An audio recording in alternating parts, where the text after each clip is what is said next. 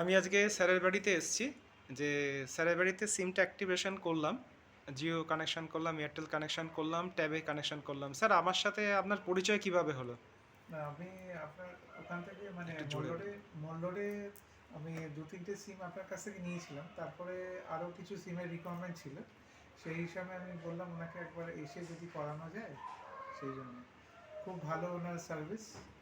এই যে রাস্তায় দোকান নিয়ে বসে, যে আপনার তো স্যার ভয় লাগলো না আমার কাছ থেকে সিম নিতে? যে অনেকে বলে এগুলো রাস্তায় বলে ফ্রড করা ই করে। না না, এখানে তো আমাদের লোকালিটির মধ্যে চেনাশোনার মধ্যে সব, সেই জন্য কোনো অসুবিধা, কোনো সেরকম ফিল হয়নি সেরকম। হ্যাঁ, স্যারকে আমি বলেছি স্যার 51 টাকা আমি রিচার্জও করে দিয়েছি, কিন্তু অ্যাক্টিভ করার পরে আমি ফোন করেছিলাম স্যার রিচার্জ হয়েছে, সেটা আমি দিয়ে দিচ্ছি তো আপনাকে।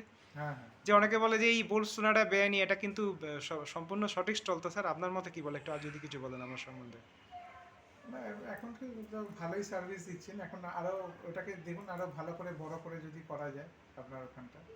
আর কি রেটিং দেবেন আমাকে? রেটিং যে হায়েস্ট যতটা হয় সেটাই দিয়ে দিই। ঠিক